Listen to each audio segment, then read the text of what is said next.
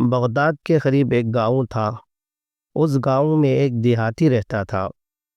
اس دیہاتی نے ارادہ کیا کہ میں بغداد جا کر بادشاہ امیر المومنین سے ملاقات کروں، اور وہ آج کل کے بادشاہ کی طرح نہیں ہوتے تھے کہ چھوٹی سی ریاست لے کر بیٹھ گئے اور بادشاہ بن گئے، بلکہ اس وقت بغداد کے خلیفہ کی آدھی دنیا سے زیادہ پر حکومت تھی۔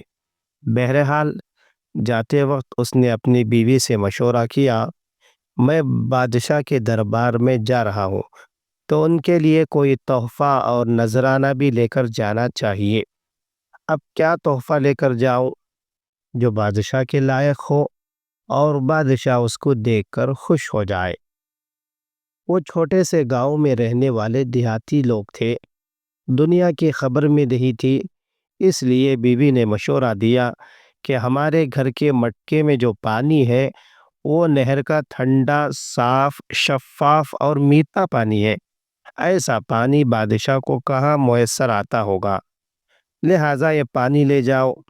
اس دیہاتی کی عقل میں بیوی کی یہ بات آ گئی، اور اب اس نے وہ پانی کا گھڑا سر پر اٹھایا اور بغداد کی طرف چل دیا۔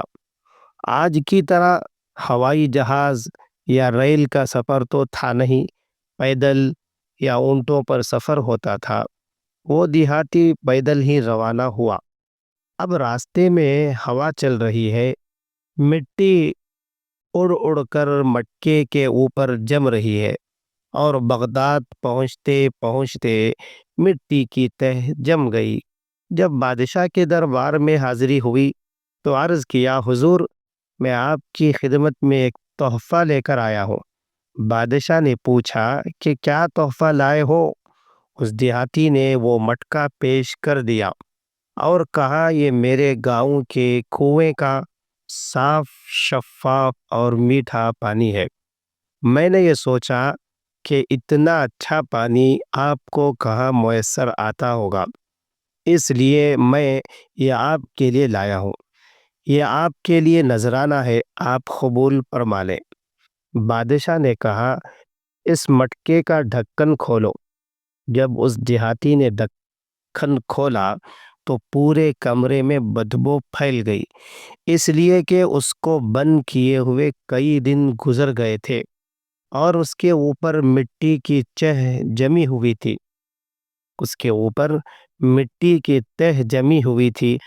بادشاہ نے یہ سوچا، یہ بیچارہ ایک دیہاتی آدمی ہے اور اپنی سوچ اور اپنی سمجھ کے مطابق ہدیہ پیش کر کے اپنی محبت اور عقیدت کا اظہار کر رہا ہے، اس لیے اس کا دل نہیں توڑنا چاہیے۔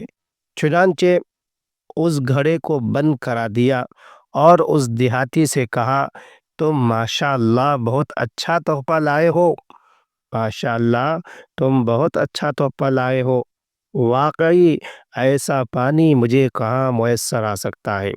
اس پانی کی بڑی تعریف کی اور پھر حکم جاری کر دیا، اس کے حوض اس کے عوض اس کو ایک گھڑا اشرفیوں سے بھر کر دے دو۔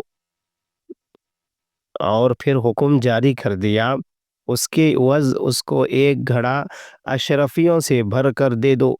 چنانچہ وہ دیہاتی بہت خوش ہوا کہ میرا تحفہ بادشاہ کے دربار میں قبول ہو گیا، اور اشرفیوں کا بھرا ہوا ایک گھڑا مل گیا۔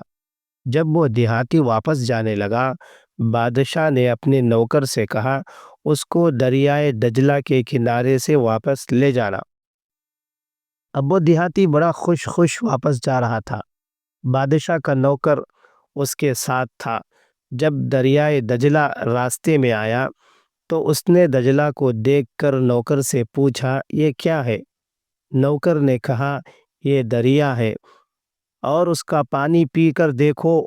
اب جب اس دیہاتی نے دجلہ کا پانی پیا تو دیکھا وہ تو انتہائی صاف، شفاف اور میٹھا پانی ہے۔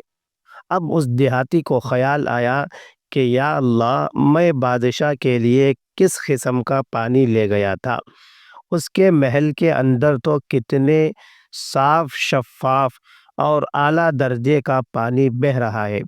اس کو تو پانی کی ضرورت نہیں تھی، لیکن اس نے تو بڑی کرم نوازی کی کہ میری خاطر اس گھڑے کو قبول کر لیا، ورنہ میں تو اس لائق تھا کہ اس ہدیہ دینے پر مجھے سزا دی جاتی۔ تو ایسا سڑا ہوا گندا پانی لے کر آیا ہے، لیکن اس بادشاہ کی کرم نوازی کا کیا ٹھکانہ ہے۔ اس نے نہ صرف یہ کہ مجھے سزا دی، بلکہ میرے گھڑے کو بھی قبول کر لیا، اور اس کے بدلے میں مجھے ایک اشرفیوں سے بھرا ہوا گھڑا دے دیا۔ مولانا رومی رحمۃ اللہ علیہ فرماتے ہیں، ہم اللہ کے حضور جو عبادتیں کرتے ہیں وہ پانی کے اس گھڑے کی طرح ہے جس میں گندا پانی بھرا ہوا ہے، گرد و غبار اور مٹی سے اٹا ہوا ہے۔